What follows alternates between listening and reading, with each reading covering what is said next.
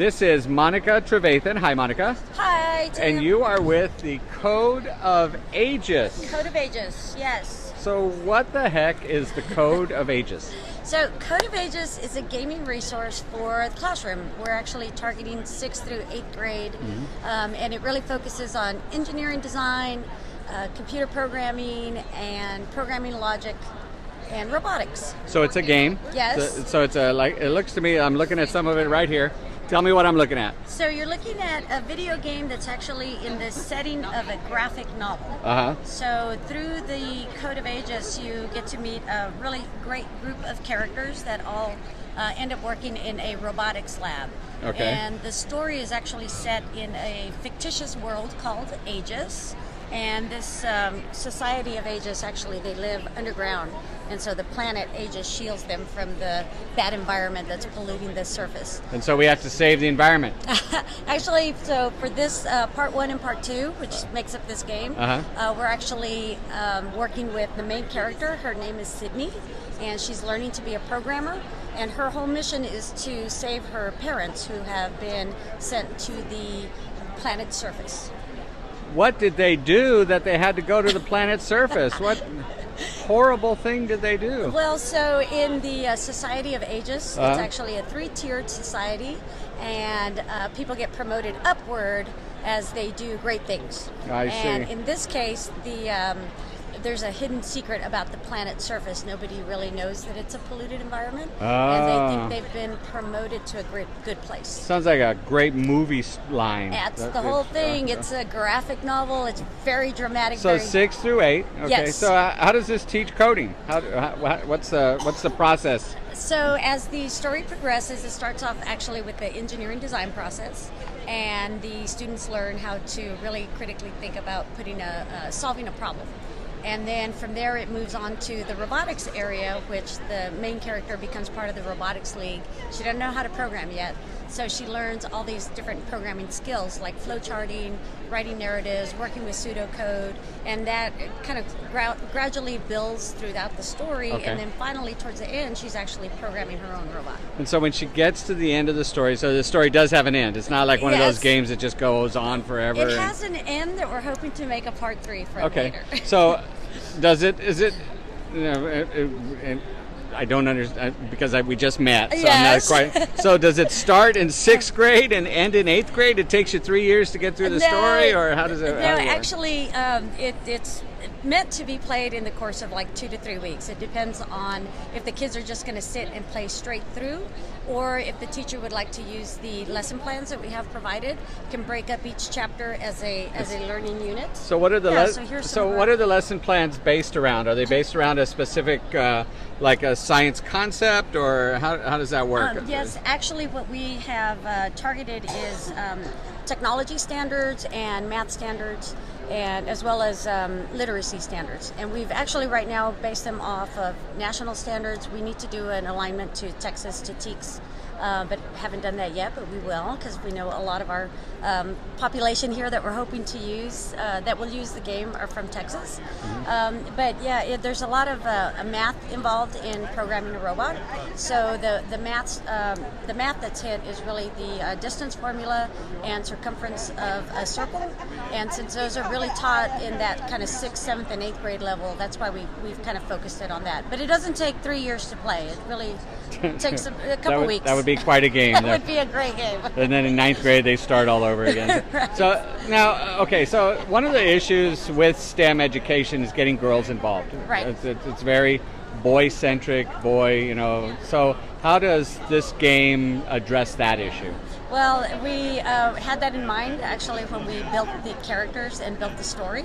The main character, we don't see her yet, but the main character is actually a female, and she's a very inquisitive, curious, courageous female.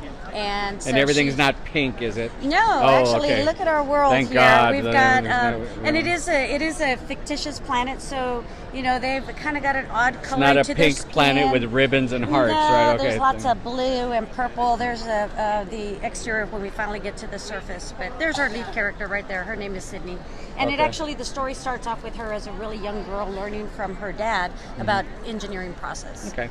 So how does the game, the logistics of the game work? Is it is it online? Is it a purchase? How does it all work? Well, so it is for purchase, and it's $1 billion. No, it's not. It actually you is just have per to sell student. one. That's all you got to sell. That's very that's true. $1 billion. If I can find that one person. No, it's actually per student login. So we have a starting price, but the more logins that you purchase, then the price per login So it is goes online, down. but you have to purchase. Okay, so right, okay. exactly. You buy a subscription, and the first year is a set rate, and then after that, there's just an annual renewal. Okay. And then does it feed into like a school district student information system? So like it pulls the names of the students down, or do they have to enter their names? We can upload a what do you call it? A CVS file, right? And so the teachers can just upload all CSV that. file. CSV file. Excel so the teachers file. can upload that, and all the information's in there, or they can type. But there is actually a grade book that goes with it, and that is web-based, so the teacher can access that from anywhere. Could see how the students are progressing. Anything that the students build in the game, like a flow chart or their code, gets sent to the teacher's grade book, so the teacher can look at it, see where anybody's struggling, see if they need to do anything as far as reteaching. We have a teacher's console that is web-based, so the teacher can log in and access that from any internet connection. And throughout the game, when the students are building their flowcharts or writing narratives or building their code, all that gets sent up to the teacher's gradebook, so the teacher can see how the students are doing, how they're progressing in the game, if they've maybe misunderstood some concepts, if the teacher needs to stop and reteach anything. So are any campuses that you know of or schools that you know of using this as like an after-school enrichment kind of thing, or is it always in class that they're... So far, we just started up this fall. So far the schools that are using it are in the regular classroom, but we've had a lot of after-school programs and people that are interested in purchasing it for like summer camps as well. So I think it could work either way, either in the classroom environment or informal also. Okay, cool.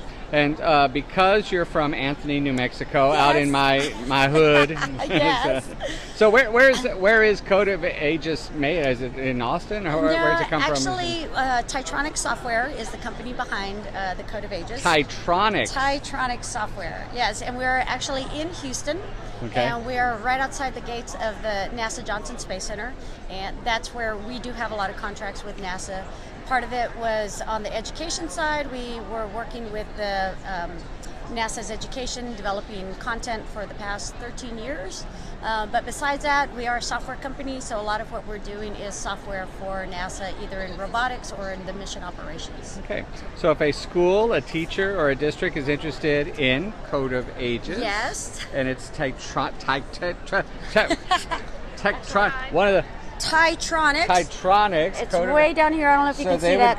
Tiny. Okay. But you can just go to www.codeofaegis.com. Okay. And there's all the information. You'll see video tutorials that kind of show the teacher chapter by chapter what's happening in the story, what learning objectives are being met, any kind of tips or tricks that the teacher might need for that section. There's an informational video if you need to take it to your school board. Principals, or exactly. Those gosh darn administrators that ask all those questions all the time. All the lesson plans are available on that website too, so you can see exactly the learning objectives and the standards that it's tied to. So everything there for the teacher. So what's the cost? How much does it? $1 billion. Again, I think we went back to $1 billion. $1 billion. Did we talk about this already? I can't remember. So if you just purchased one student login, it would be $9.99. Okay. Then as you buy more, it goes down. Once you get to about a school district size, say 1,000 users or so, it's down at like $350. And so is it a calendar year license or a school year license? It's whenever you purchase. So if I bought it 12 in months. January, it would roll to the next January? Right, As well. exactly. And then the yearly subscription after that is $75 to renew the subscription. And what that does is clear out all your database so you don't have to go in and hand delete every single student. We'll update, any kind of updates in the game. It'll put it in there and it's available for the teachers next year. Right, Monica with Code of Aegis. Yes, shout out to all my West Texas people. Yay, in West southern New Texas. Mexico. There you go. Bye-bye, thanks. Bye.